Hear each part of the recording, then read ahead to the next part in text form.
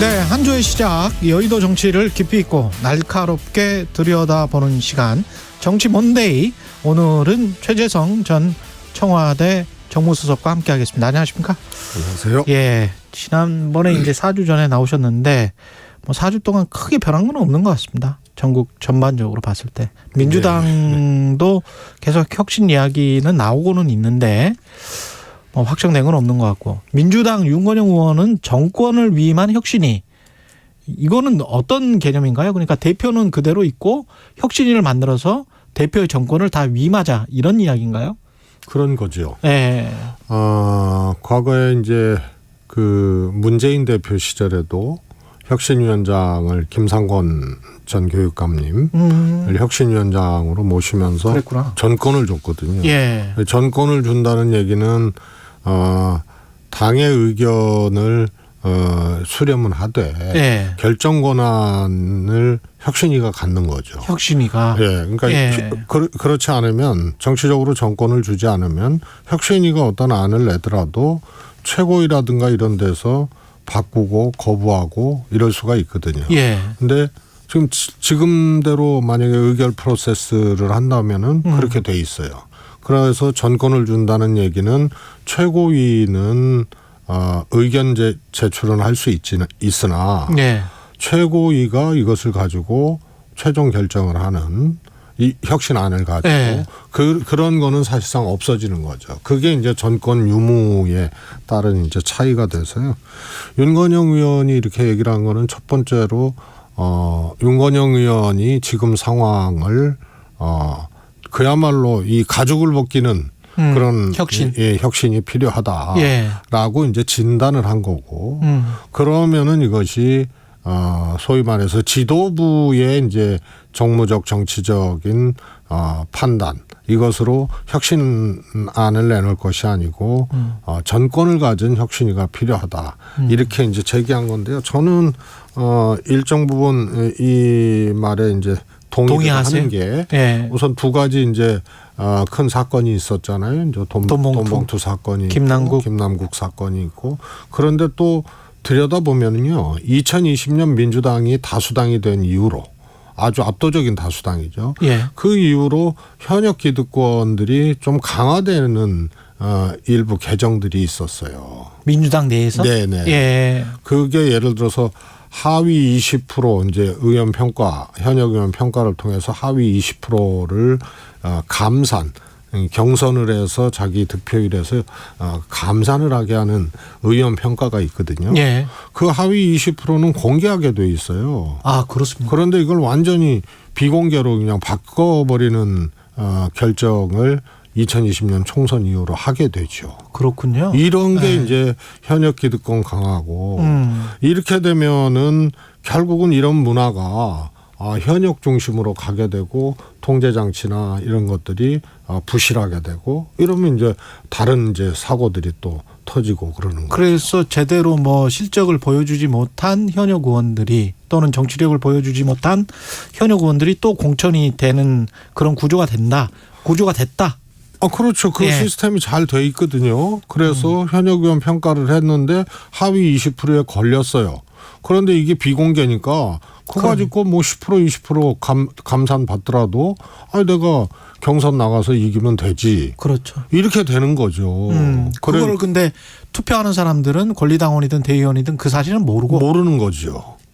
이런 게 이제 소위 말해서 인위적 물갈이는 안 해도 평가를 통해서 현역 의원들이 평가가 부실한 사람들은 일종의 이제 페널티를 주고, 그러면서 정치 신인이나 이런 사람들이 경선을 통해서도 현역 의원을 꺾을 수 있는 그런 이제 토대가 된 건데, 이것이 문재인 대표 때 마련이 됐다가, 그때는 현역 의원 아예 공천 배제였어요. 하위 20%는. 그런데 그때 문 대표가 물러나시고 김종인 비대위원장이 오면서 이 혁신안이 이 활용이 안 됐거든요. 음. 그리고 2020년도에 처음 활용이 됐는데 그때도 비공개를 했어요. 아. 그리고 아예 그 이후에 조문을 개정을 해서 네. 비공개로 그냥 아예 못을 박았는데 이런 게 이제 문제거든요. 그래서 앞서 두 번의 큰 사건, 김남국 의원 돈봉투 사건이 있어서 혁신이 필요하다. 이런 것들이 분명히 있죠. 그 요인이. 그런데 지금 해야 될 혁신은 총선을 앞두고 하는 혁신이 되는 거 아니에요. 그래서 이런 것까지 들여다보고 혁신안을 내야 된다. 이런 필요성을 저도 공감을 합니다. 혁신위원장은 외부에서 들어와야 됩니까? 혁신위원은 어떻게 채워야 되나요? 그게 장단점이 있는데요. 예. 전권을 주게 되고 뭐 중립적인 당내 인사로 할 수도 있고요. 예. 그리고 또 외부에서 할 수도 있는데요. 외부에서 하게 되면요. 우선은 당 상황이라든가 정무적 상황 이런 것을 면밀히 파악하고 그다음에 총선 혁신을 해야 되는데 이런 것들이 좀 부족하면서 오히려 트러블이 날 가능성들이 굉장히 커요. 예. 근데 당내에서 하게 되면은 당내 이제 의견들 듣고 또 의원들하고 또 이 관계가 있고 하니까 혁신안이 제대로 마련이 안 될 가능성이 있고 그래서 장단점이 있고요. 저는 이것은 민심의 크기에 따라서 결정이 된다고 봅니다. 그래서 예. 위기가 더 고조되고 안 되겠다 싶으면은 그거는 외부 인사로 갈 가능성이 크고요. 그게 위기의 크기를 더 크게 인식을 못하면 이제 내부에서 발탁을 해서 할 가능성이 있는데 현재는 예. 혁신이 자체를 할지 말지도 불투명합니다. 불투명하죠. 예. 예. 그거를 결국 받아들이는 거는 지도부가 받아들여야 되는 거죠. 가장 그렇습니다. 큰 거는. 예. 최고위나 그렇습니다. 대표나 네. 왜냐하면 본인들의 권한을 주는 것이기 때문에. 그렇습니다. 예. 알겠습니다. 이게 지금 혁신위로 가면 굳이 비대위로 갈 필요도 없다. 그거는 또 조금 다른 문제예요. 아, 그렇습니까? 혁신위로 가더라도 혁신위가 지도부는 아니거든요. 혁신위에서 공천장 주고 뭐 공천 심사하고 뭐 총선 전략 세우고 뭐 정책 결정하고 이런 게 아니잖아요. 그러네요. 예. 그래서 혁신위가 있더라도 비대위 여부는 또 다른 문제죠. 혁신위는 잠정적으로 혁신안을 정권을 주면 정권을 가지고 혁신안을 만들어내는 거지. 그 다음에 비대위가 또 들어설지 예. 그 중간에 들어설지 또는 그 대표 체제로 갈지는 모르는 거예요. 예, 그거는 별개의 문제고요. 알겠습니다.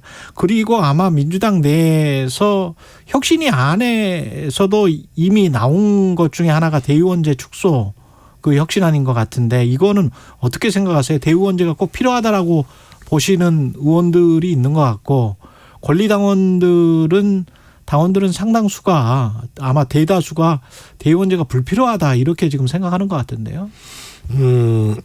이거는 좀 잘 들여다봐야 됩니다. 그래야 됩니까? 예. 지금 장경태 의원이 현역 의원 아니에요. 예. 그러면서 혁신위원장을 현재 하고 있잖아요. 그렇죠, 그렇죠. 그런데요, 이게 음주운전으로 사고 내면요, 음주운전한 사람을 처벌해야 되잖아요. 그렇죠. 그런데 자동차를 없애자는 얘기하고 똑같아요. 대의원을 없애자는 네. 얘기가. 그래서 과대 대표되고 있다. 네. 대의원의 투표권이나 이런 것들이. 예. 그러면 그거를 조정할 수는 있죠. 그거는 그래서 조정할 수 있다. 예, 제가 혁신위원장 할 때 대의원 숫자가 어느 쪽의 대의원 숫자인데 그동안 당원도 몇 배 늘고 그래서 예전에 소위 말해서 당비 내는 당원이 뭐 몇만 명 되지도 않았어요. 근데 지금 100만 명 되잖아요. 예. 근데 대의원 숫자는 그대로예요. 대의원 숫자 몇 명인데요? 대의원은 이제 한 15,000명. 15,000명. 예, 근데 그 사람들이 당원들에 비해서 투표권이 어느 정도 되는 아니 겁니까? 예를 들어서요. 예. 대의원 50% 명이면. 당원 50% 이렇게 만약에 당대표 선출에 권한이 있다. 예. 비율이 있다 그러면은 15,000명 대 100만 명 아니에요. 근데 15,000명이 각자가 50%가 15,000명 대 100만 명. 네. 그러니까 한 사람이 뭐 50명, 60명 정도의 뭐 표를 가지고 있는 그거 거예요? 아마 그 이상 되겠죠. 100명? 그 정도 정도 되죠. 그런데 이 15,000명이 만여 명이죠. 네. 수십 년 전 숫자예요. 근데 그 안에 당원이 많이 늘었잖아요. 그렇죠. 그러니까 과대표되는 거예요. 아. 그래서 저는 대의원 숫자를 늘려야지. 오히려 국이 짜면 물을 부어야지. 국이 짜면 물을 부어야 된다. 이게 뭐냐. 그래서 과대표되고 있는 것에 대해서는 당원 숫자 는 것만큼 대의원 숫자도 비례해서 늘려야 된다. 이렇게 왜냐하면 당원 중에서도 그래도 대표성을 갖는 분들이 대의원 아니에요. 근데 당원이 많이 늘었으니까 대표도 많이 늘어야죠. 대의원도. 그래서 이걸 고정시켜 놓고 이 선출제도 같은 것이 가니까 이게 과대표되는 거죠. 그런데요. 오히려 그 과대표되는 그 비율 같은 거를 좀 조정을 인위적으로 할 수는 없을까요? 할 수 있는데 그것도 논란의 여지가 있어요. 그래서 대의원 숫자를 늘려야 돼요. 왜 대의원이 12,000명, 13,000명 여기 고정돼야 되나. 그렇잖아요. 인구 그걸 만약에 10만 명으로 늘리면 훨씬 더 희석될 수는 있겠네. 그죠? 그렇습니다. 그래서 대의원 숫자를 제가 보기에는 이 선업에 늘려야 됩니다. 소수여서 그 사람들만 잘 집중 관리하면 당대표 선거에서 그래서 돈봉투 사건이 터진 거 아니냐 뭐 이런 주장이 나오는던데. 아니 그거는요. 그렇게 못하게 하는 게 중요하지. 요 대의원 비율이나 뭐 이거하고는 또 다른 문제입니다. 예를 들어서 전부 이 대의원제 자체를 없애고 당원 투표로 모든 선출 제도를 한다 그러면 돈 쓰겠다고 맘먹는 사람이 돈 안 씁니까? 전국 선거에서? 그렇지 않습니까? 그리고 지역에서 국회의원 뽑는데 경선을 하는데 당원들 100%라 하더라도 자기가 돈 써서 어떻게든 경선 이기겠다 싶으면 어떤 방법으로라든지 쓰죠. 그래서 이거는 이 비율이나 대의원제 폐지 여부하고는 상관없이 돈 쓰는 행위에 대해서 어떻게 이제 이걸 못 쓰게 하고 바꾸고 할 것인가 이런 것을 연구를 하고 대안을 내놔야지. 이게 제도가 바뀐다고 대의원제가 폐지된다고 돈을 안 쓰고 뭐 이런 건 아니거든요. 그렇군요. 만약에 대표 선거하는데 당원에 그래도 영향력이 있는 게 지구당 위원장 아닙니까? 대의원한테는 사실상 위원장이 대의원 구성을 사실상 하기 때문에 더 영향력이 크고 거기다 과대표 되니까 훨씬 그 영향의 크기가 더 커지는 거거든요. 그런 점이 있지만 대의원제 없이 그냥 당원 투표로만 100% 한다 하더라도 위원장들이나 의원들 영향력이 있어요. 근데 이게 국회의원 공천 때문에 만약에 그렇다면 그 뭐 당원 50% 뭐 국민 50% 여론조사 50% 이렇게 지금 돼 있잖아요. 근데 그거를 그냥 조기숙 교수는 다 그냥 국민에게 맡겨라 여론조사로 해라 뭐 이렇게 주장을 하는데 이제 백가쟁명식 주장들이 막 나오는데요. 본선은 국민들이 하는 거 아니에요. 유권자들의 판단으로 이제 당락이 갈라지는데 이 공천이라는 거, 경선을 통한 공천이라는 행위는 민주당이 상품을 내놓는 거예요. 이런 사람들이 공직 후보자로 우리가 추천을 했다라는 이제 자격을 부여를 하고 유권자의 판단을 요청하는 과정이거든요. 그러니까 사실 정당이 선출하는 게 맞아요. 당원이 선출하는 게 맞고 그리고 대의원과 당원도 뭐 다 당원이니까 5대5로 하든지 이렇게 선출하는 게 맞는데 예선도 국민이 다 하고 본선도 국민이 다 해버리면 그 정당의 존재 이유가 없는 거죠.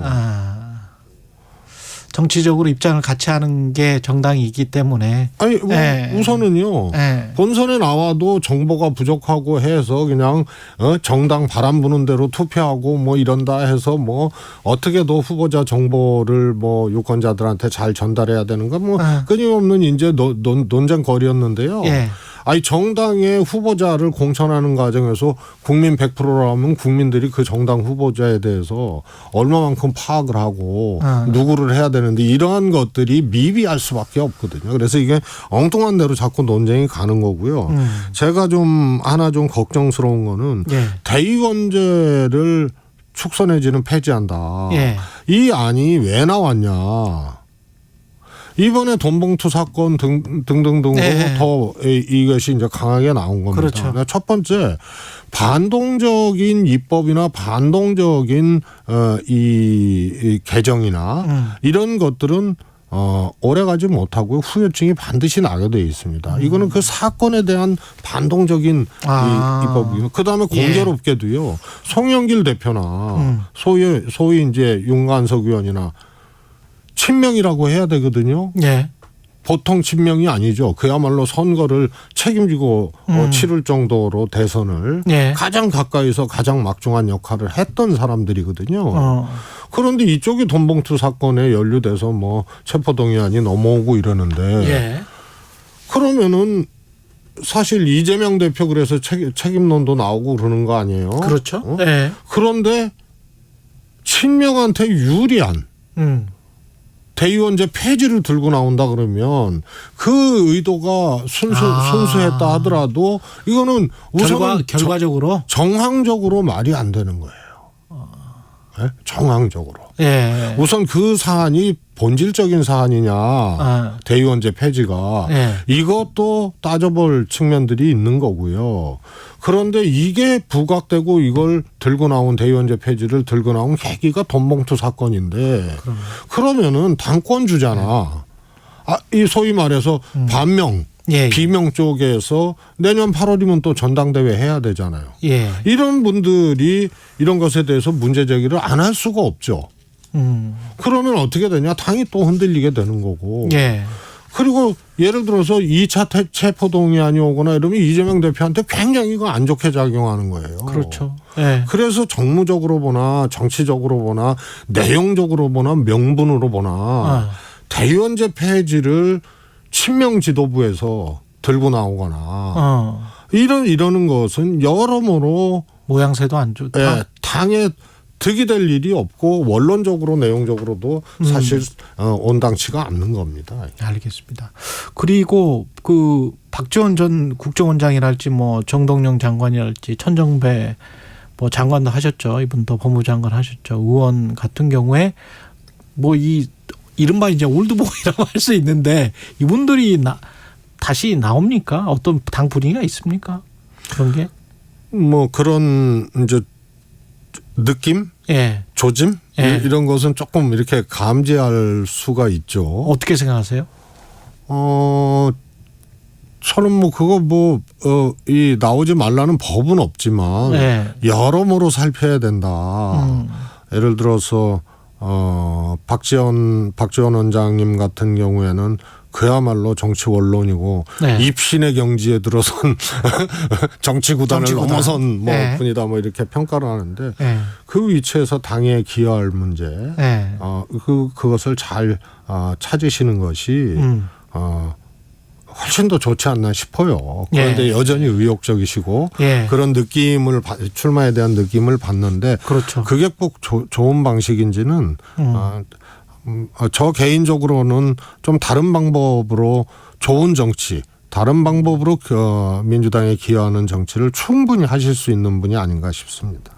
그리고 이 후쿠시마 오염수 관련해서는 국민의힘이 과거 이제 문재인 정부를 다시 끌고 오고 있습니다. 정의용 당시 외교부 장관이 IAEA가 정한 국제적 기준에 맞는다면 방류를 반대하지 않겠다 이렇게 주장을 했다는 것이고 그러면 지금 정부나 당시 정부나 다른 게 없는 것 아니냐. 이거는 이 주장 자체는 맞는 거죠. 우선요. 그 주장 자체가 잘못됐잖아요. 주장 자체가 틀린 거죠. 우선 강경화 장관 얘기하고 정의용 장관 얘기를 하는 거고요. 그래서 또 그 당시 문재인 정부 내부 보고서에는 방류에 대해서 아무 지적을 하지 않았다고 하는데 사실과 완전히 다른 거거든요.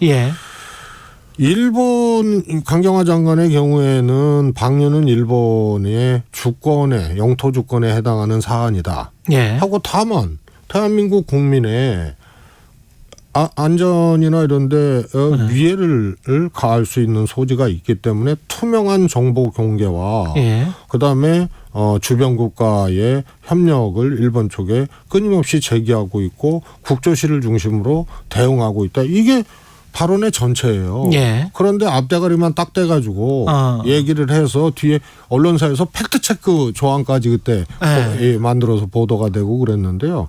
그리고 2년 전에 이미 한국경제에 나왔던 기사고요. 관련된 해명을 다 했고요. 예. 그리고 문재인 정부 그래서 제가 좀 찾아갖고 왔는데요. 예. 2021년 4월에 일본에서 후쿠시마 오염수 방류를 결정하니까 문재인 정부에서 몇 가지 원칙과 더불어 강력하고 단호하게 반대한다라고 얘기하고 투명한 정보 공개 요구를 하고 예. 이렇게 한 겁니다. 따라서 전제 조건들이 있었다.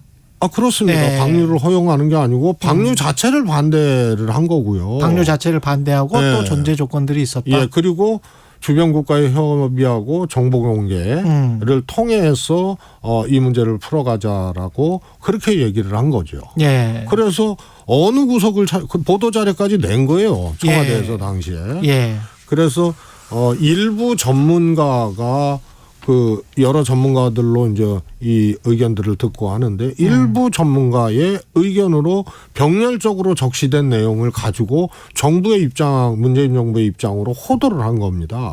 그럼 문재인 정부에서 공식적으로 이 브리핑을 하고 관련된 자료를 내서 단호하게 반대하고 그다음에 정보 공개 요구를 하고 거기에 그런 내용도 나와.